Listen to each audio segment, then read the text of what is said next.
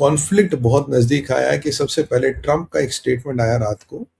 उसने कहा कि they have to give us a nuclear dust और वी विल टेक इट। तो मतलब वो डील वील की बातें नहीं कर रहा, अगर नहीं दोगे तो हम तुमसे छीन लेंगे। पहली बात तो एक, चलो ट्रंप तो कुछ भी कहता रहता है, ट्रंप के कहने से क्या होता क्या नहीं होता। एक दूसरा टेक्निकल अवरोध था कि भाई अगर अमेरिका को ये युद्ध आगे बढ़ाना, तो 60 दिन का जो पीरियड था उसको लेके कांग्रेशनल अप्रूवल में दो मत थे। पहली बार तो अगर आप वॉर पे जा रहे हो तो आपको कांग्रेशनल अप्रूवल चाहिए, पर काफी कांग्रेस के लोग ये कहते नहीं ये तो अब भी वॉर है, भाई जाओ ना जाओ आपको वॉर है, आपको इसको अगर आगे कंटिन्यू करना है तो आपको कांग्रेस का अप्रूवल लेना पड़ेगा। मतलब लीगल दावपेच फंसाने वाली बात है।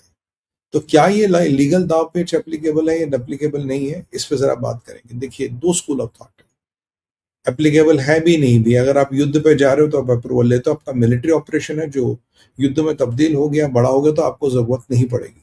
पर उसका भी प्रावधान एक पीठ हेग्सेथ ने बोल दिया, बोला भाई ये तो कॉन्सेप्चुअली बात नहीं हो रही, क्योंकि जब कांग्रेशनल हेयरिंग में पूछा गया आप ये कैसे युद्ध करोगे, उन्होंने कहा भाई अप्रूवल नहीं चाहिए।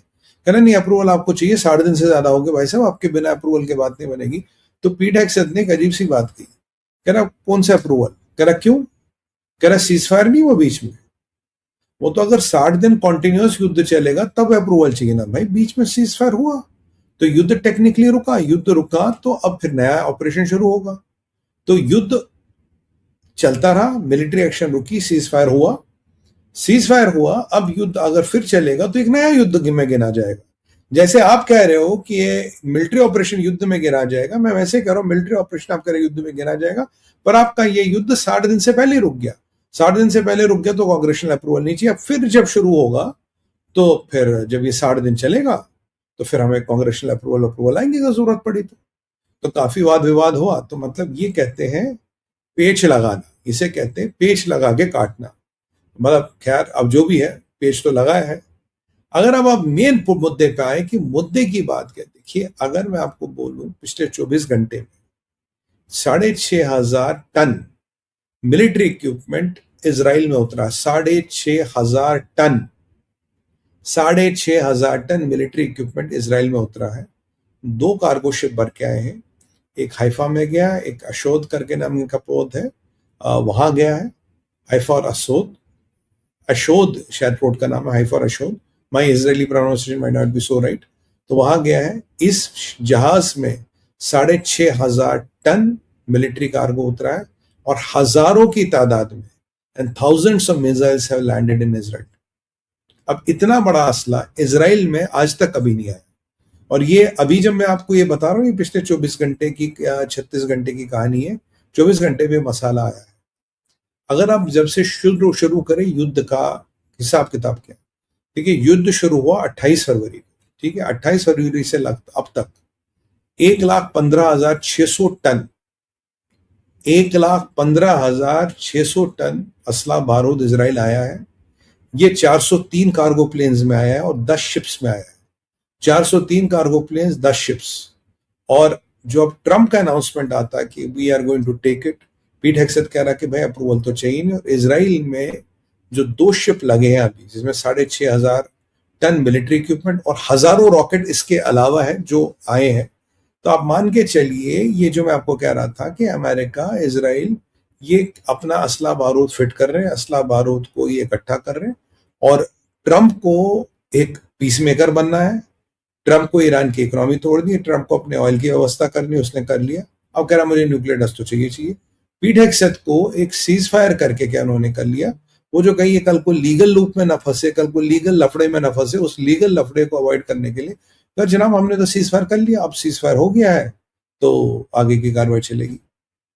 आप खुद समझिए, ये युद्ध तब भड़क रहा है जब इजराइल में असला पहुंच चुका है, और इजराइल के बिना युद्ध हो नहीं सकता। इसीलिए इजराइल कट्स का स्टेटमेंट आया था, उसने कहा था कि भाई हमारी patience with Iran is getting over.